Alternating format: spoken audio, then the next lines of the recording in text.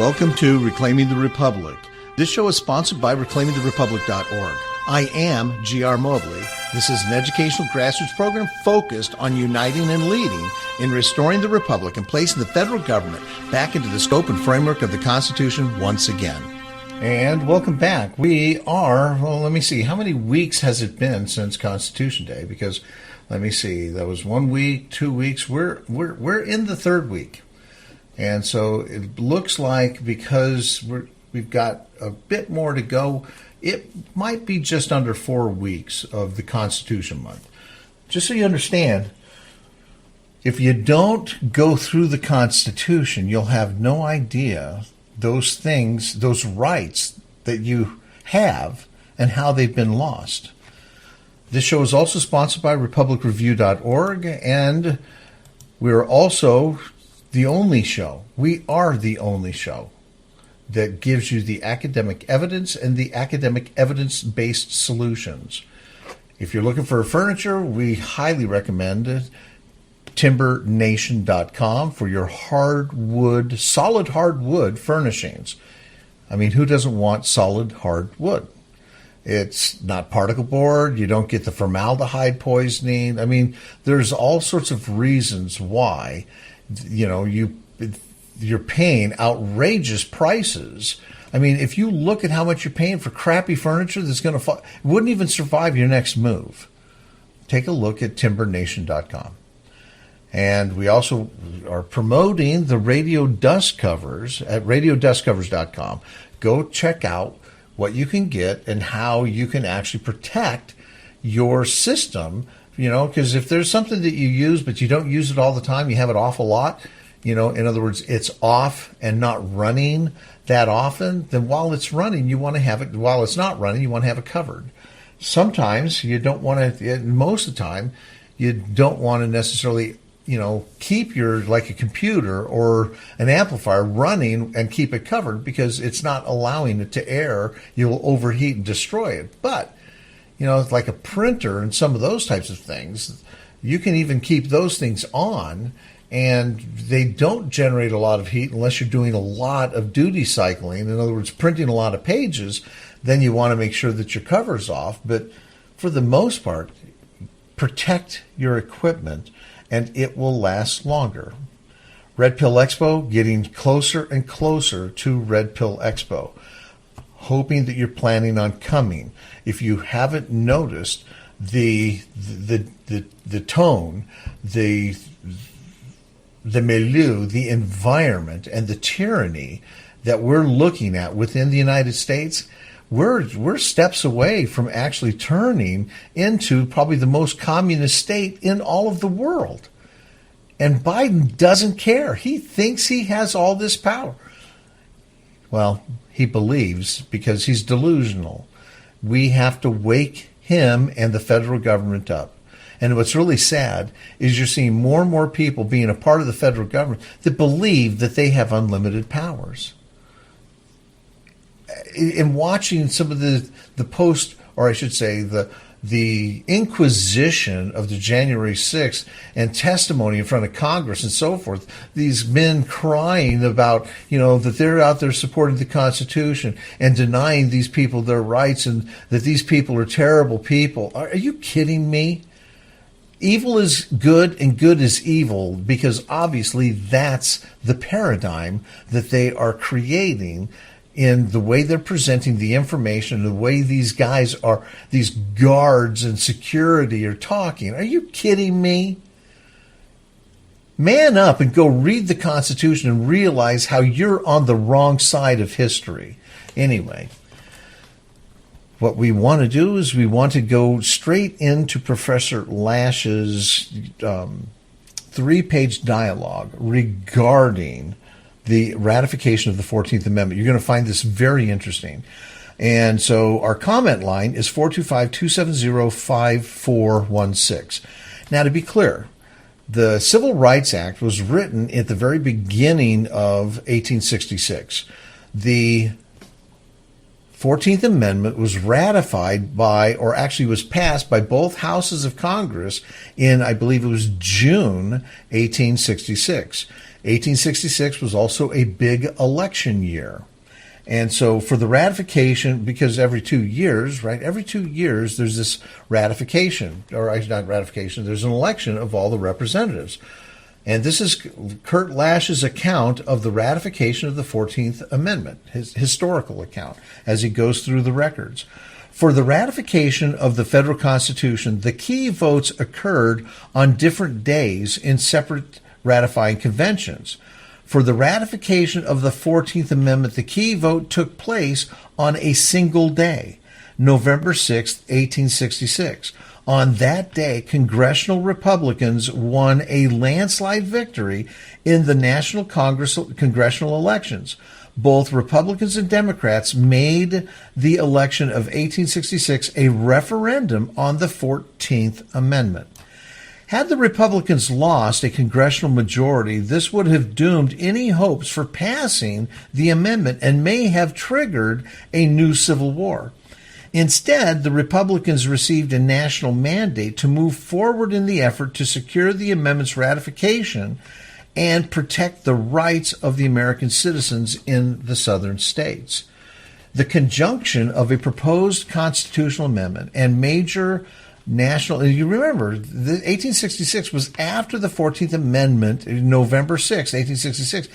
Folks, that was after the amendment was already passed by Congress. So at this point in time, had the people really looked at the 14th Amendment as a bad thing, they would have gotten rid of the standing guard, those supposedly radical Republicans, but they reelected them, and actually they gave them even a greater mandate.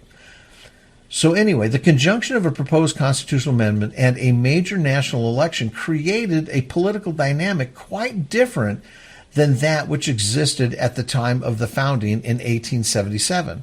The voters who needed to be persuaded were the members of the individual state ratifying conventions. Pamphlets and newspaper editorials were generally written, and the conventions themselves often included days of detailed analysis and debate on the proposed Constitution. In 1866, by contrast, the relevant voters were the national electorate. The newspapers and pamphlets enjoyed a far greater circulation and national penetration and were put to use by two dominant political parties with the ability to coordinate and widely disseminate their position on the proposed 14th Amendment. Relatively little debate on the amendment took place in the state assemblies. A great deal of debate took place on the national campaign trail. This different dynamic has important implications for those seeking to determine the original meaning of the 14th Amendment. Originalist scholars of the 14th Amendment have long lamented the sounds of silence, quote unquote, in the state ratifying conventions when combined with the coercive measures Congress used to secure ratification by the southern states. This silence seems to make determining the original meaning of the 14th Amendment doubly problematic. There is little we can glean from the ratification assemblies in the states, and those assemblies, and see, this is why I'm telling you, if you go through the 14th Amendment, the best debates were right there in Congress. That's how it was best defined, because the states, I went through, I could not find, as he says, you couldn't find a really heated or good debate. And those assemblies themselves seem to lack the same kind of popular legitimacy as those that met at the time of the founding. The result has been far thinner originalist account of the meaning of the 14th Amendment than that which exists for the original Constitution. Once we understand that the key debates took place as a part of a national election and not in individual state ratifying conventions, however, much of the presumed methodology, difficulty regarding the originalist study of the 14th Amendment disappears. There was a deep and robust public discussion of the amendment in 1866, one that culminated in a landslide national election in favor of adding the text to the Constitution, as had been the case at the time of the founding. Supporters and opponents for the proposed constitutional text developed sophisticated and specific arguments regarding the meaning of the text. the Democratic Party and men like President Andrew Johnson, O.H. Browning, and S.S. Nicholas played the roles once played by anti-federalists like Patrick Henry, Melancton Smith, and Brutus, the Republican Party, and men like John Bingham, Jacob Howard, and George W. Pascal stepped into roles once played by Federalists like James Wilson, Alexander Hamilton, and James Madison. Republicans even had their own Publius and the pseudonym Madison, who published essays in the New York Times that explained and defined the need for the proposed 14th Amendment. Because originalist accounts of the 14th Amendment have tended to focus on the framing debates of the 39th Congress, they have both undervalued and underexplored the public political debates of 1866. Most critically, they have completely missed President Johnson's important role as leader of the anti-amendment party in the drama of the 14th Amendment. As the de facto national head of the Democratic Party, Johnson took the lead in crafting arguments against the amendment. Through what Bruce Ackerman has coined the, quote, paradox of resistance, close quote, Johnson's, well, we'll just take it up from the paradox of resistance. We'll pick it back up from there. But as you can see, he's giving you some details of where this really was hashed out and giving you details of how overwhelming it was actually received by the states. And so we'll be right back after these two promos. Thank you so much.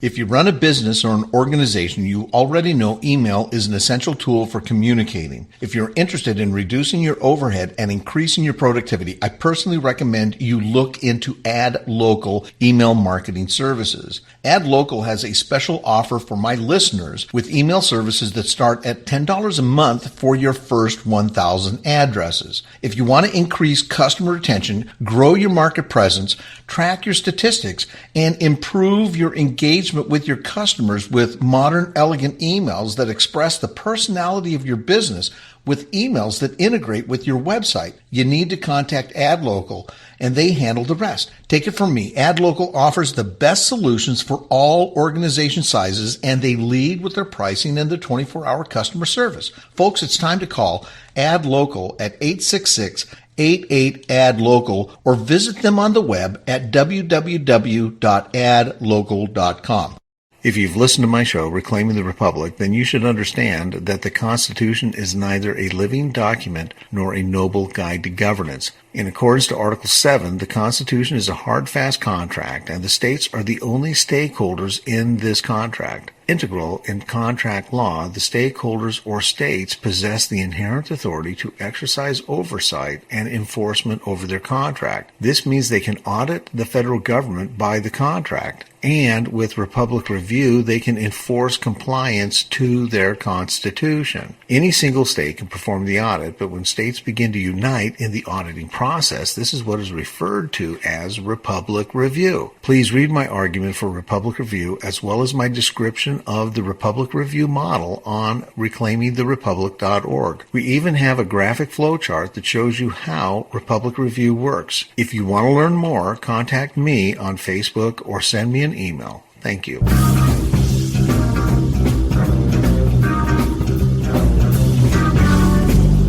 Friends, if you have any questions or comments, we have our 24-hour comment line at 425-270-5416. So, okay, folks, let's just keep this in mind, that history is very clear if you get to the source documents.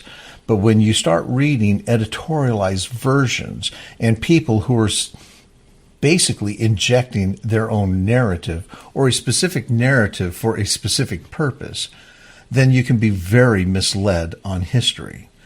Now, to be clear, as we look at history, one will find that America was not such racists that, everybody basically looked at America as, and the way it's being redefined, that, they really marginalized this 14th Amendment and what had occurred in stepping up, because if you understand how the states had basically subjugated themselves to protecting the individual citizens, where states had latitude before. States could actually regulate. They could create emergency powers to take away all your rights like we're living in today. They had the ability to do that prior to the 14th Amendment. Once the 14th Amendment passed, states were constrained, and states willingly, and the people willingly constrained their states so that blacks in America, the freemen in America, could have equal footing and equal opportunity. Now, even though this was a huge success, this doesn't mean that there weren't maniacal people in power to create things like Jim Crow laws, which were outright violations of individual privileges and immunities. The only reason that people hoodwinked this and everything else, and America kind of fell asleep, because most people didn't follow these types of details. And it wasn't until America really started waking up. And actually, if you read, what book was it? I'm trying to remember. I believe it was a Thomas Sowell book that pointed out that when you look at the different races in the 1920s, you'll find that there was equal prosperity amongst blacks as there were whites. It wasn't until the fall of the Depression and the fall of the stock market in 1929, where everybody was hit really hard. What ended up happening that created a divider in America was that the whites were left out to struggle on their own. And Hoover created projects for blacks to give them free housing. What he was doing was he was basically, it goes down to the old adage of how do you trap a pig in the wilderness. You start feeding the pig at one point or one location, and the pig will come and eat. Then you build one wall, you build a second, third, and eventually the pig becomes so accustomed to eating within the walls of this cage that as he comes in, you put up the fourth wall, he doesn't care because he thinks you're going to continue feeding him. Well, the exact same thing happened when they started building these projects in Georgia and in other places. Every major city got federal funding in building projects for blacks at that point in time. This did not, what it did was it created the entitlement state, and it started creating let's call it a divisive nature, because all of a sudden the messaging was, we owe this to you, we owe this to you, we owe this to you, where the whites weren't getting anything. And so this created division. What this progressive Hoover, who was he was one of the authorized biographers of Wilson. He was a part of Wilson's administration. He may have been Republican, but he was not a individual liberty supporting Republican. He was a big government socialist. All of these men, even Coolidge, who was Republican, admitted to being socialist. Teddy Roosevelt wanted to be communist. FDR was communist. I am telling you, when you really start looking at how things started playing out after the 14th Amendment, we were zigging and zagging, and government was doing maniacal things, but it wasn't the people. And unfortunately, the people at this point in time, everybody in the Depression, everybody was struggling. Well, except supposedly for the blacks. But one of the things that they did was they started creating these projects, and then the Negro Project came along underneath FDR.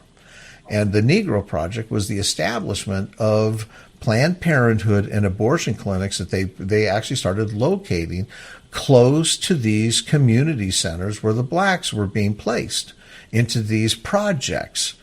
And so this was all a part of eugenics. If you really look at the history, there were some really evil people that hated blacks in America, and those with power who, wanted to actually create this divisive thing. And that's exactly what they did. And they've been playing us for years and years and years. The Republicans and those who have loved liberty, and when I say the Republicans, I'm talking about the people, not the politicians, because too many politicians were equally corrupt. But most people didn't really see and understand, because there wasn't much difference in the early 1900s between a Republican and a Democrat. They were both socialists. The only difference, the real difference when we had Coolidge, was Coolidge understood the limitations of the Constitution.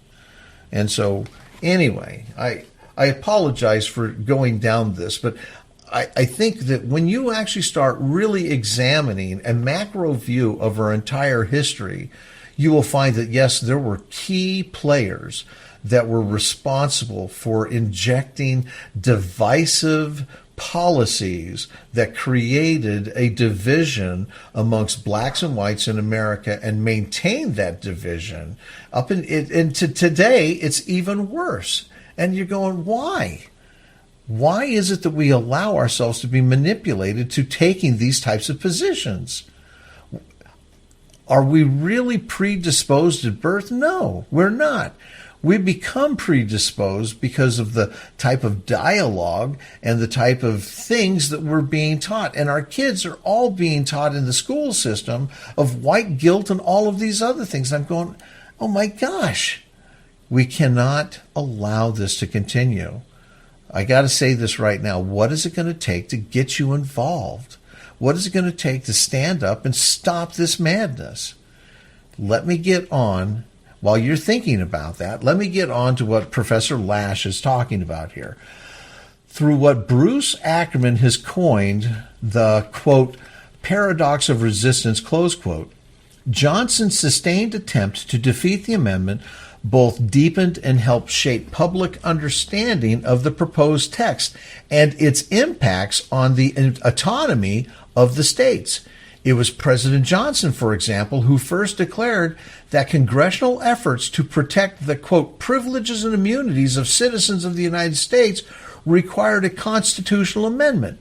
When Congress submitted a proposed amendment that adopted the president's own language, and he says locution, Johnson responded by challenging the amendment that adopted the president. Okay, Johnson responded by challenging the very legitimacy of the Republican Congress and making opposition to the amendment the focus of the Democratic platform in the fall elections.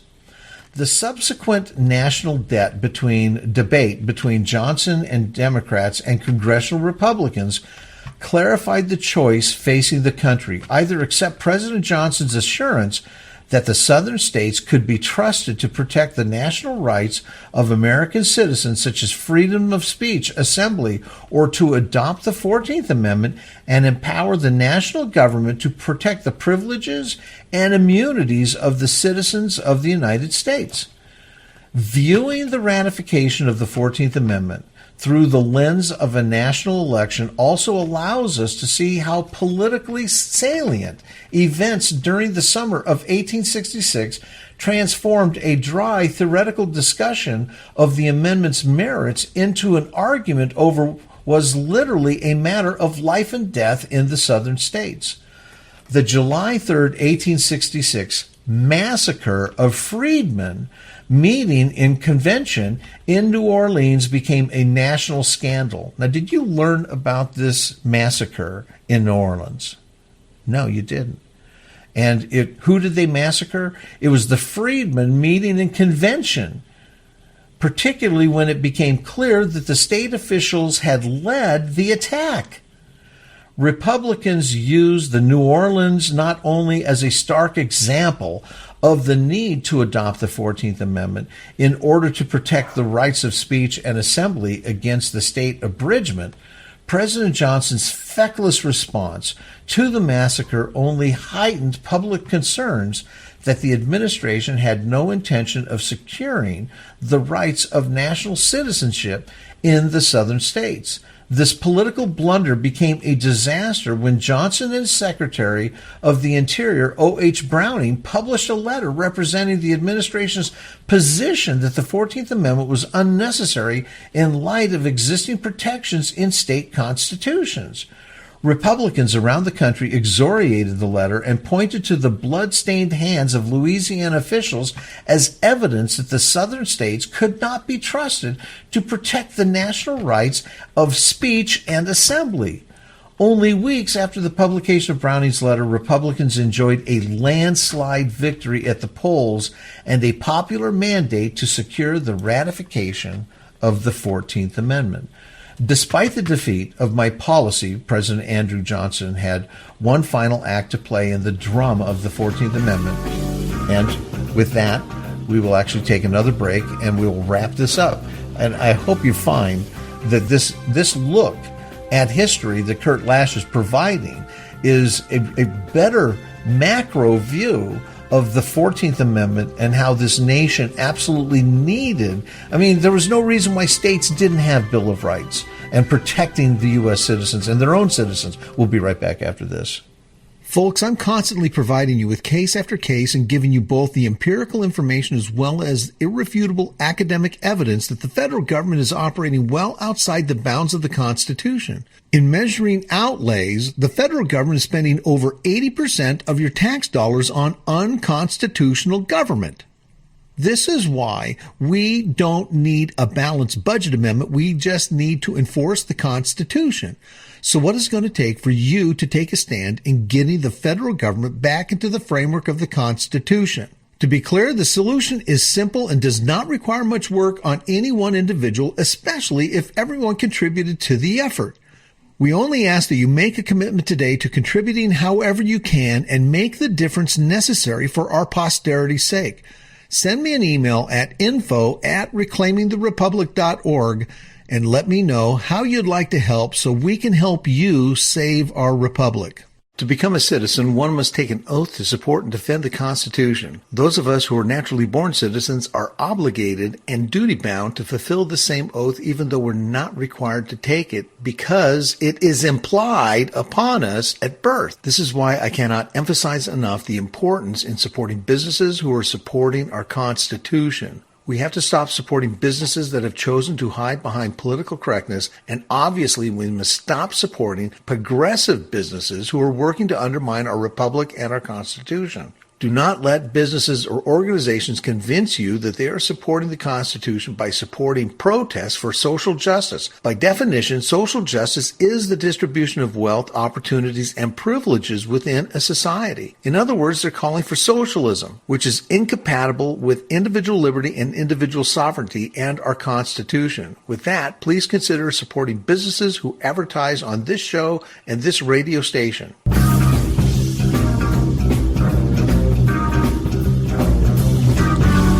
Don't forget, you can call our 24-hour comment line to ask a question or to speak on any topic. Dial 425-270-5416. Okay, so let me finish this up. Despite the defeat of my policy, Andrew Johnson had one final act to play in the drama of the 14th Amendment.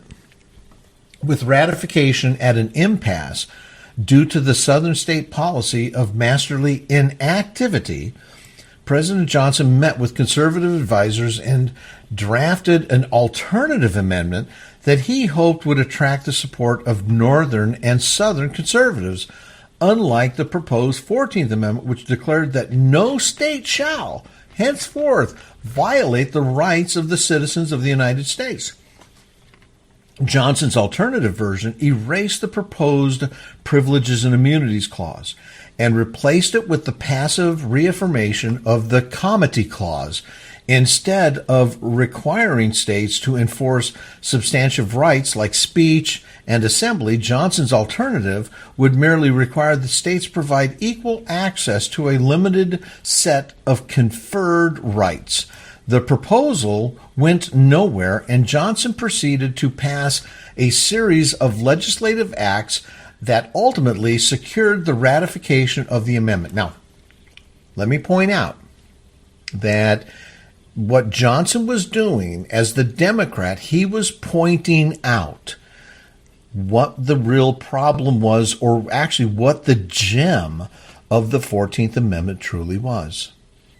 Because, as we know, President Johnson was a Democrat, and he had no respect of ensuring that the freedmen would be treated as full citizens of the United States and have the same protections under the law. And that massacre actually proved that, where the government actually went after the blacks or the freedmen in convention in New Orleans.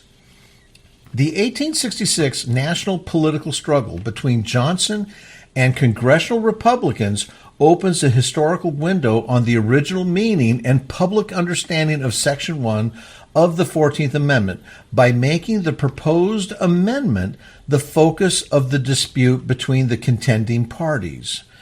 And so what's really sad is if you talk to anybody today about the 14th Amendment, they tell you that this is a terrible thing. And then you have to ask yourself, so it was okay that all the freedmen were massacred because they wouldn't have had the protection under the law of assembly or what have you. So it was okay that the states could get away with, basically taking their rights away, where other people would have these protections, where whites in the southern states had protections and the blacks did. That's okay with you. Are you kidding me? Seriously, folks, what is wrong with these people who are arguing against the 14th Amendment? I have to ask myself, am I talking to somebody who really understands, or am I talking to somebody who is a racist? And that's why they understand. Johnson triggered a sustained national public debate regarding the nature and importance of the privileges and immunities of the citizens of the United States. The events of the summer of 1866 further deepened the national debate by focusing on the particular enumerated rights of speech and assembly rights that were widely accepted examples of the privileges or immunities of citizens of the United States.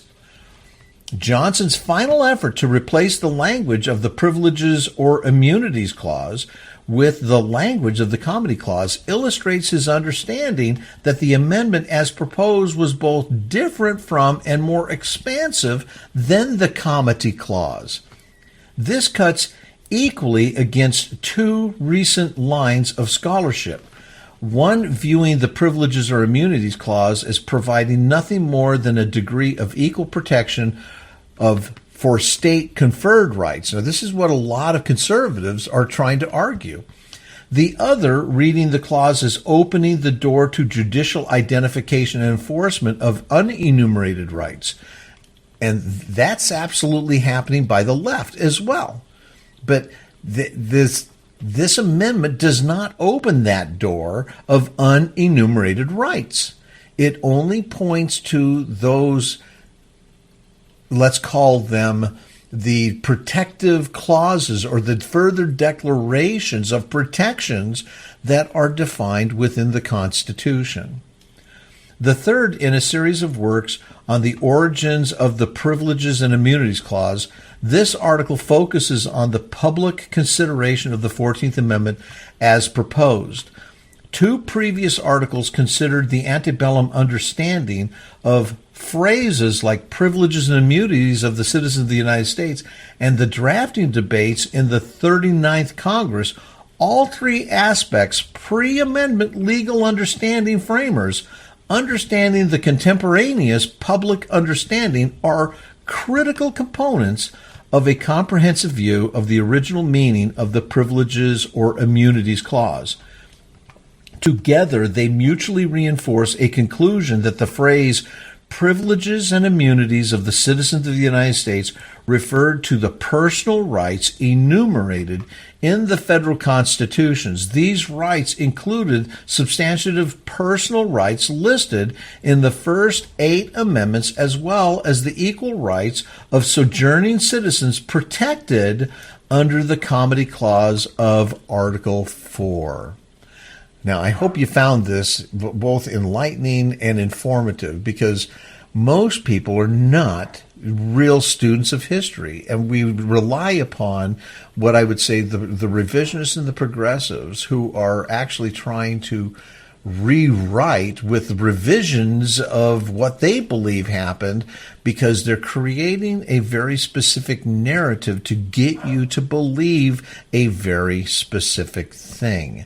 This is very divisive. This is evil. And this is how successful these folks have been in the United States in actually dividing us. I mean, all you have to do is look today and see how well divided the races, the sexes, I mean, they're dividing us in every demographic group they possibly can.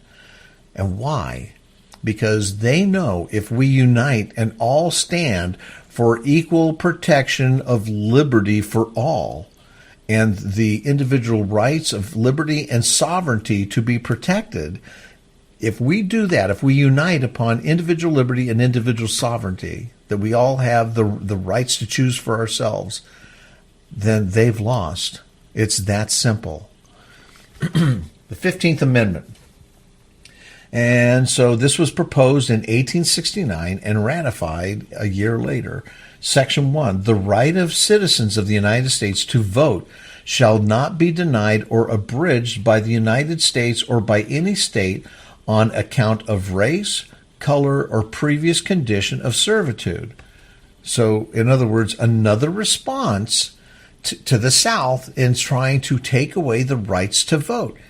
And even though there was a punishment in the 14th Amendment that any state that did that, they would lose apportionment for all those people that were affected, they still had to put more teeth in this because the states were still willing to take those types of punishments or the loss of apportionment. So Section 2 of the 15th Amendment, the Congress shall have the power to enforce this article by appropriate legislation. So once again, we're starting to find that they're adding that little clause that Congress shall have the power to enforce this article by appropriate legislation, that the execution of the laws will be done still by the militia. Nowhere in that statement does it say that the federal government will have the ability to enforce this law by creating their own enforcement agency. It still points in the Constitution only to the militia. And by this time, the militia was gone. And by this time, the federal government was already beginning to create its own enforcement agencies. Okay, so now we go 40 years. We jump 40 years in American history from 1869 to 1909. And this is the 16th Amendment, and this was proposed in 1909. And it was questionably, and as a matter of fact, Bill Benson has the evidence of how this was questionably ratified, and he actually says it was not constitutionally ratified. So the 16th Amendment and the 17th Amendment both are actually amendments that would probably fall away when the states actually do the audit of Republic Review. Probably. No guarantee, but Bill Benson has put together the argument that it will go away. But anyway, here's the 16th Amendment. The Congress shall have the power to lay and collect taxes on incomes from whatever source derived without apportionment among the several states and without regard to any census or enumeration. Now, this amendment only gives Congress the ability to tax. It does not give them the ability to spend money on anything that they want to spend money on. They still have only the enumerated powers. This was already an enumerated power to tax and lay taxes, lay direct taxes. This just changed how they could lay the taxes, and instead of it being based on apportionment and by census and so forth, this now allowed them to create a taxation of however they wanted to without regard to census or without apportionment amongst the states. But it doesn't say anywhere in here where it really allows them to actually take a progressive scale where they could tax one person more than another. Here's the thing. The uniformity clause still required a uniform way that the federal government... So this did not address the uniformity clause. And this is where when they start doing progressive or, they tax you more than they tax somebody else, actually is a violation of the Uniformity Clause. We'll be right back after this. Have you taken the time to watch our presentation on YouTube that provided an irrefutable argument of what we have to do to save our Constitution and our Republic? I know it's over an hour and 30 minutes, but you only need to watch the first 30 minutes. If you take the time to watch this presentation, I promise it will change your paradigm regarding what our Constitution is and what we have to do if we are going to save it, our liberties, our sovereignty, and our republic. We already have answers to most of the questions that you might think of after watching this presentation, and we want to help you get to a point where you have a profound understanding of the audit and republic review process. This is why our bullet overview and flowchart of both the argument and process is available on reclaimingtherepublic.org. The sooner you get informed, the sooner you can get involved and make an impact. So go to reclaimingtherepublic.org to the Take Action page. That's where you'll find the video. Thank you so much. To set the record straight, Republic Review is neither an Article 5 convention nor a convention of states. In accordance with Article 5 of the Constitution, this convention requires 2/3 of the states to apply to Congress to convene a convention with the intent to amend the Constitution. This convention is unable to solve our real problem, which is non-compliance to the Constitution, and would be dangerous to convene at this time. In contrast, Republic Review is the process of the states exerting its constitutional authority over the Constitution. An audit does not require an application to Congress. This authority is inherent to principal stakeholders of a contract. Why do we need Republic Review? Because this is the only way the states can deal with the federal encroachments into roles, responsibilities, and powers that belong to the states. To learn more about Republic Review, please go to reclaimingtherepublic.org to read my content and my model on the audit and Republic Review process.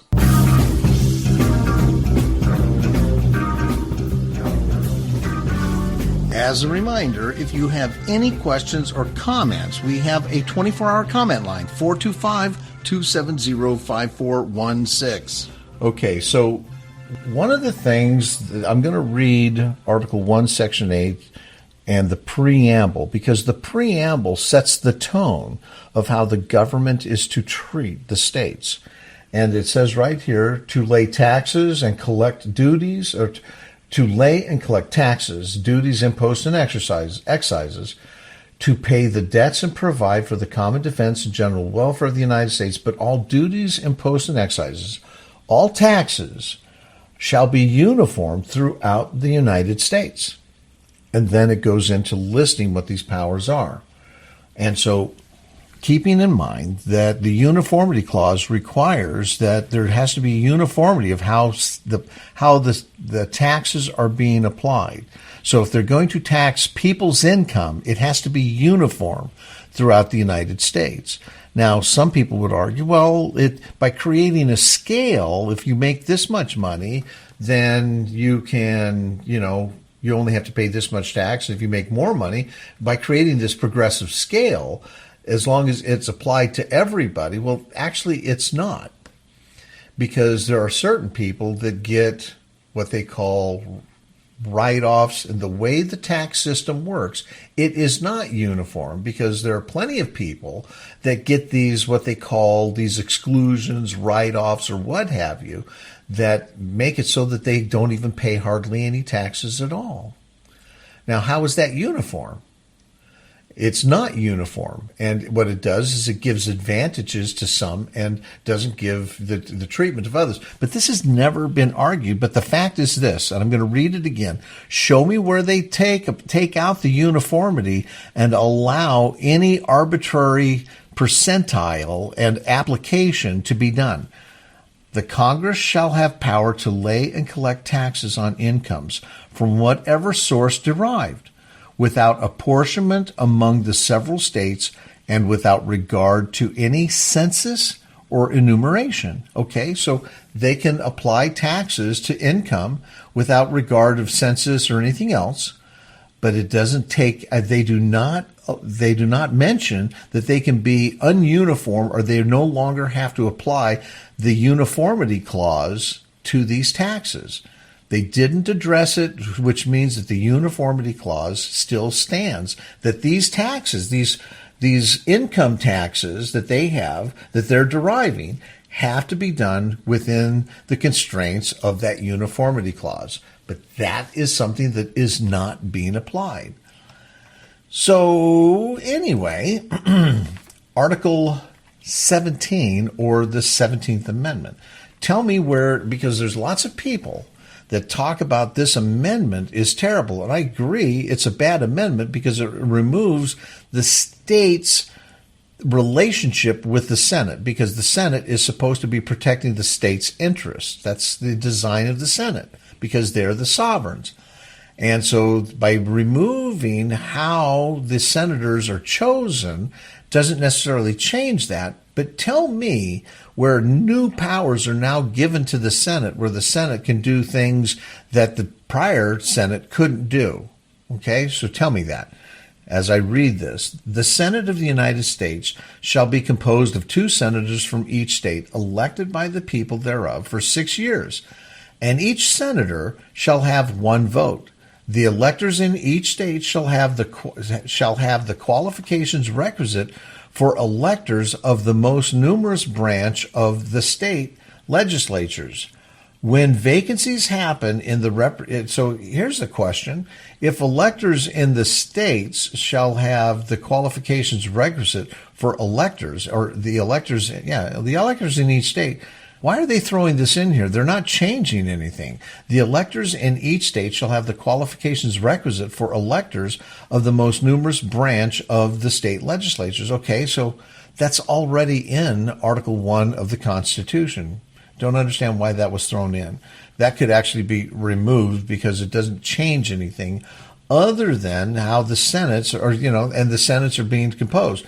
When vacancies happen in the representation of any state, the executive authority of such state shall issue writs of election to fill these vacancies, provided that the legislature of any state may empower the executive thereof to make temporary appointments until the people fill the vacancies by election, as the legislatures may direct. This amendment shall not be construed as to affect the election or term of any senator chosen before it becomes valid as part of the Constitution. And so the only thing that really has changed is elected by the people thereof for 6 years instead of chosen by the state legislature. Okay? So where did the Senate all of a sudden change its powers? Now it can do all sorts of things because where did the states lose its sovereignty by this? What this did was it perverted the representation of the Senate in representing the sovereignty of the states in the laws, but it doesn't grant them the abilities to take away powers from the federal government. It only takes away their representation. This grants them no new powers. The 17th Amendment is not a good amendment, but it's not as evil as many people make it out to be. It doesn't change that the states still have the Article 5 protection within the Constitution. And oh, by the way, did you know that there's this thing called the Amendment Protection Clause? And so we talked about this, I think it was in the first week. This is in Article 5. And so it basically says here, provided that no amendment which may be made prior to 1808 shall in any manner affect the first and fourth clauses of the 9th section of the first article, and that no state without its consent shall be deprived of its equal suffrage. So what this 17th Amendment actually has done is it's taken away the state suffrage, its ability to actually have representation in voting for them. Because now the senators no longer represent the state. When the state says, hey, you've got to do this, the senators do whatever they want to do. And so they have no recourse because they can't recall them. This is why those states that rejected the 17th Amendment can maintain their suffrage, can maintain that direct appointment, because they will not be affected if they reject it. Here's the thing, and I have an article on this. The 17th Amendment does not need to be repealed. It can be rescinded. Any state that ratified the 17th Amendment can now reject it because the federal government accepted the change of rejection from Delaware. In 2010, Delaware, because Biden was the vice president, and apparently he stumbled over the fact, hey, Delaware, you guys rejected the 17th Amendment. We need to be a part of that. So why don't you guys rescind your rejection and formally ratify the 17th Amendment? Well, if one state can change its position on an amendment, then all states can change its position. It opens the door to allow everybody, and I'm telling you, friends, you can get your state, if it's ratified, like Wyoming, many of these states that actually want to undo the 17th Amendment, they can actually do that. All they've got to do is formally withdraw their ratification and formally reject the 17th Amendment, and then they're no longer bound by not following the election of their senators, and they can go back to appointing because of Article 5 of the Constitution. No state shall lose its suffrage without its consent. So even though it consented before, it can now withdraw that and take back its suffrage. That's how simple it is. The door has to swing both ways. It can't just swing one way to take advantage of a bad ruling or a bad amendment to take away the suffrage of the state. The whole intent of the Senate was to ensure that the states had representation as sovereigns. Anyway, let's get into the 18th Amendment. And we've got about a minute and a half. And let's see, this is kind of long, but 18th Amendment proposed 1917 and ratified 1919.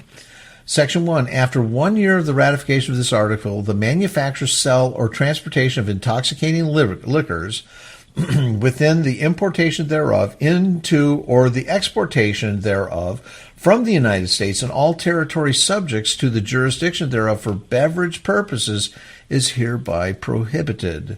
The Congress and the several states shall have concurrent power to enforce this article by appropriate legislation. Now, does it say that they can enforce this power by execution? They execute these laws? No, it's by appropriate legislation. That's all they can do.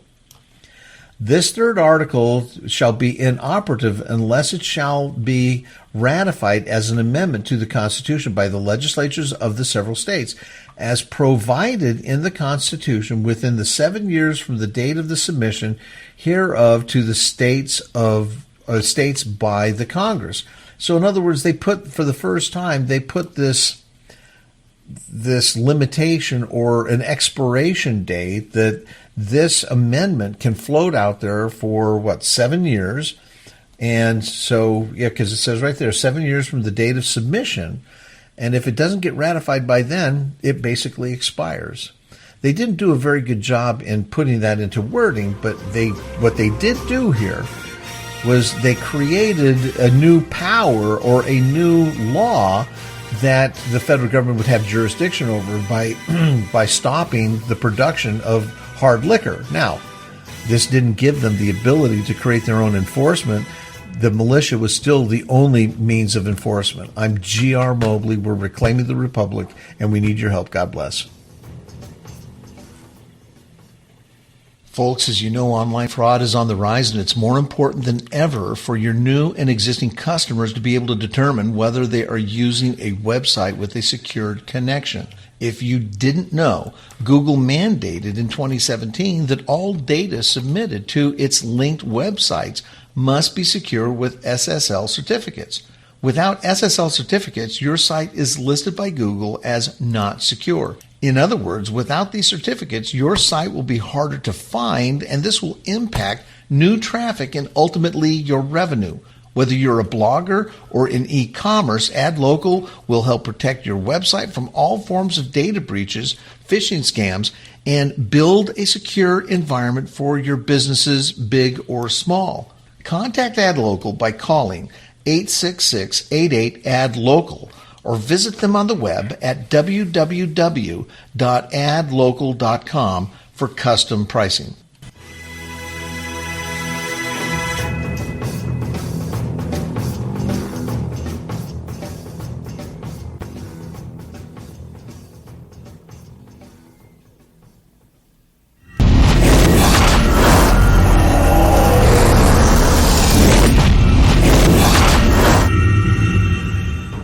Hello and welcome everyone to Freedom Not Tyranny. I'm your host, David Torres.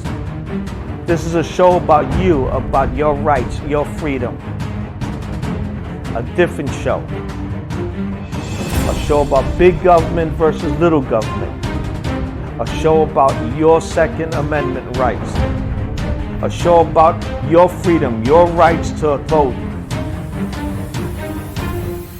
A show that involves how to keep yourself independent. Your rights to do what you feel is necessary for you and your family. This is what this show is all about. I hope you enjoy it. Freedom, not tyranny.